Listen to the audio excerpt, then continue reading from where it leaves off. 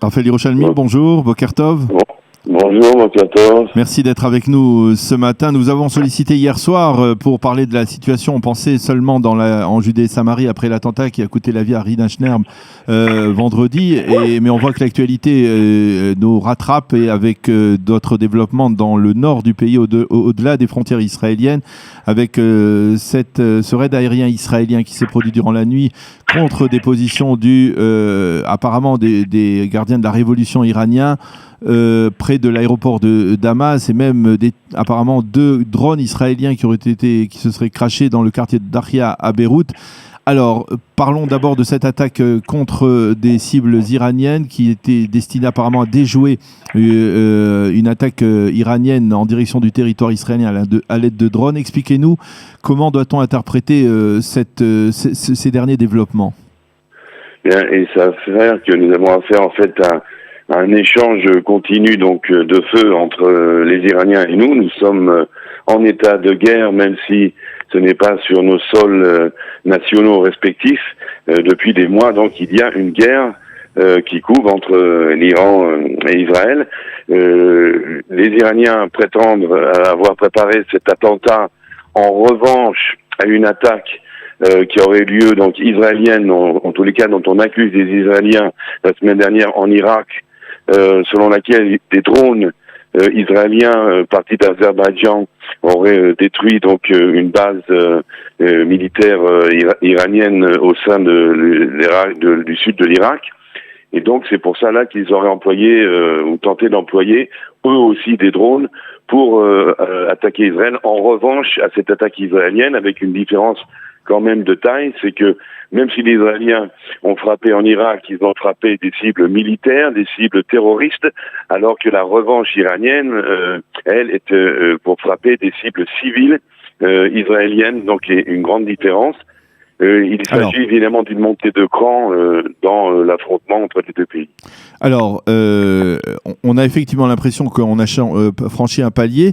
Est-ce que vous avez le sentiment que les choses risquent encore de se dégrader, ou alors, dans ce terrain du Proche-Orient, au nord d'Israël, on va assister d'une certaine manière à une reprise en main des grandes puissances, c'est-à-dire d'un côté les Américains, de l'autre côté les Russes. Est-ce que tout cela risque de se dégrader, ou alors on peut espérer un retour au calme? On ne peut pas espérer un retour au calme tant que les Iraniens sont sur le terrain et malgré les grandes puissances. Tant que les Iraniens. Oui, les Iraniens. Tant que les Iraniens seront présents en Syrie, en Irak, menaçant Israël, les Iraniens, sur leur sol souverain national, peuvent aussi menacer Israël avec des tirs de missiles balistiques à longue portée, mais ils sont sur leur sol national. Lorsqu'ils utilisent, comme le Hezbollah au Liban, des milices chiites en Syrie et en Irak et délèguent des troupes iraniennes, des gardes révolutionnaires, des gardes républicaines, eh bien, ils là sont vraiment un danger immédiat pour les Israéliens, pas à longue portée, mais à très courte portée. Nous avons d'ailleurs, en attaquant cette cible cette nuit, nous avons lancé un message très clair aux Russes et à M. Poutine, qui avait promis d'éloigner les Iraniens de la frontière israélienne. Nous avons demandé au moins 40 kilomètres, si ce n'est plus. Or, là, nous sommes tout près de la frontière israélienne, nous sommes au sud de Damas, et c'est extrêmement inquiétant. Donc, c'est un message adressé aux Russes. Maintenant, lorsque vous parlez des grandes puissances, si elles vont reprendre en main ou non le Proche-Orient, eh bien, regardez, M. Trump, avec les gros bras américains, dans le golfe Persique face aux Iraniens, il n'est pas suivi par le reste du monde, il est gêné par les Russes et les Chinois, et les Européens le trahissent carrément la cause en continuant à vouloir respecter un accord nucléaire qui ne vaut rien, et en continuant même à contourner les sanctions américaines pour aider les Iraniens. Alors que nous venons de voir, comme je viens de l'expliquer, que les Iraniens, c'est un État terroriste qui utilise son armée et son équipement pour attaquer des civils, ce qui n'est évidemment pas du tout le cas de l'armée israélienne. Un mot, Raphaël, sur les services de renseignement. On a de bonnes raisons d'être extrêmement étonnés de la qualité des services de renseignement israéliens qui ont réussi apparemment a déjoué un tir de drone iranien. Donc les services de renseignement israéliens savaient déjà qu'il allait y avoir une attaque iranienne en direction du territoire israélien. Comment vous jugez cette performance, on va dire, des services de renseignement? C'est une performance, le contraire m'aurait déçu. Moi, je ne suis pas du tout surpris. Les services de renseignement sont excellents. Ils ont une réputation mondiale méritée pour leur efficacité et leur professionnalisme. L'attaque qui a lieu cette nuit demande une préparation. C'est une attaque d'une précision chirurgicale qui touche la cible exactement qu'elle désirait toucher. Cela demande plusieurs heures, sinon au moins 48 heures de préparation, de briefing, d'analyse du terrain pour réussir un coup pareil, surtout à une époque où les Syriens ont des défenses antiaériennes améliorées avec les fameuses batteries S-300 qui ont été fournies par la Russie. Et donc, ça devient de plus en plus dangereux pour nos pilotes d'opérer au-dessus de la Syrie.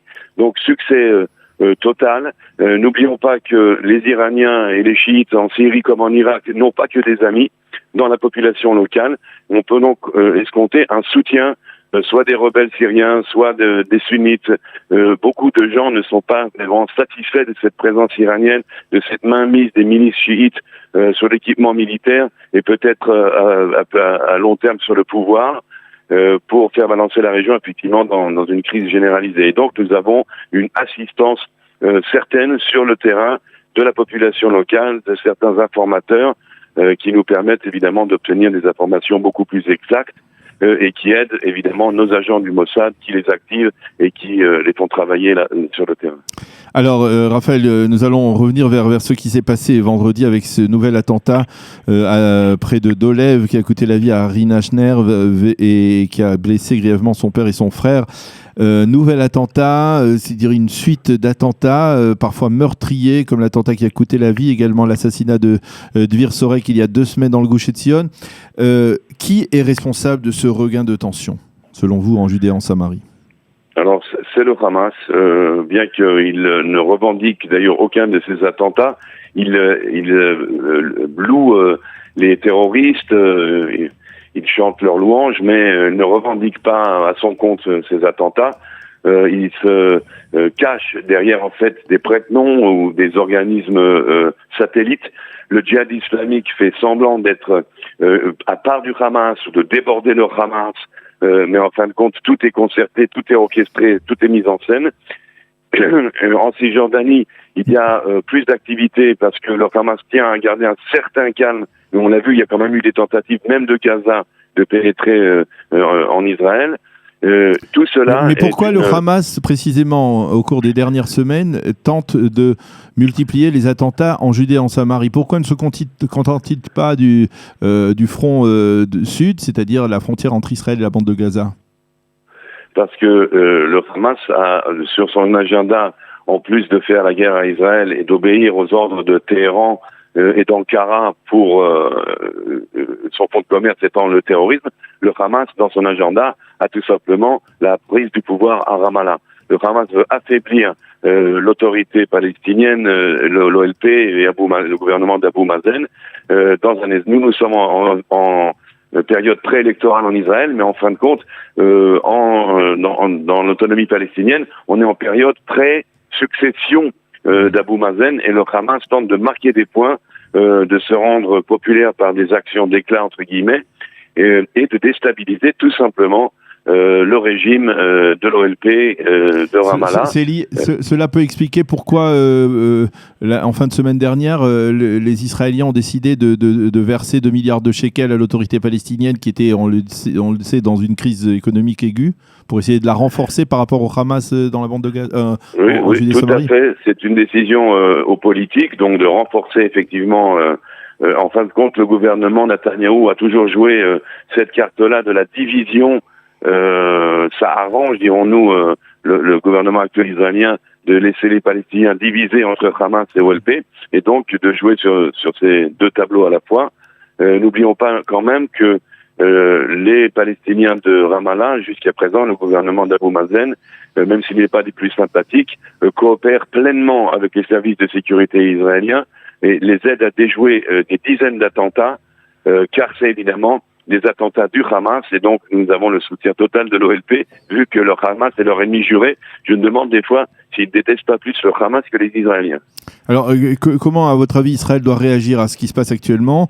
Selon un éditorialiste ce matin dans la presse israélienne, il rappelle ce qui s'est passé durant l'été 2014 avec un événement traumatisant comme le kidnapping et l'assassinat des 3 jeunes garçons qui avait entraîné de facto l'opération Bordure Protectrice. Est-ce que le climat qui règne actuellement en Judée-Samarie, avec cette multiplication des attentats, peut provoquer à nouveau une opération militaire d'envergure contre le Hamas? Comme nous le remarquons, il y a, et même du côté du Hamas, mais surtout du côté du gouvernement israélien, un effort constant d'éviter une escalade, une retenue avec des représailles de Tzahal très très modestes, dirais-je. On est d'accord pour faire semblant avec le Hamas d'accuser le djihad islamique de tous les maux. Donc il y a une volonté de garder le calme le plus possible et d'éviter évidemment... en particulier à la veille des élections. En particulier avec les élections, mais en général, Benjamin Netanyahu s'est toujours monté très frileux pour organiser des opérations de grande envergure. La seule point d'interrogation qui demeure, quoi que soit l'avis de chacun sur ce qu'il faut faire ou ne pas faire, c'est jusqu'à quel point peut-on laisser s'éroder notre force de dissuasion. Il semblerait que nous n'avons plus de dissuasion, que n'importe quelle cellule terroriste se sont absolument toutes permises de nous attaquer. Nous n'avons pas l'air de les impressionner. Il y a de plus en plus de tentatives. N'oublions pas que malgré les événements tragiques de cette semaine, plus de 300 attentats ont été déjoués par les services de sécurité israéliens depuis le début de l'année. Eh bien, Raphaël Yerushalmi, merci beaucoup de nous avoir aidé à mieux comprendre cette situation sécuritaire extrêmement tendue et préoccupante, il faut l'avouer, sur tous les fronts, que ce soit au nord d'Israël ou même donc dans le centre et dans le sud du pays. Merci d'avoir été avec nous ce matin et bonne journée.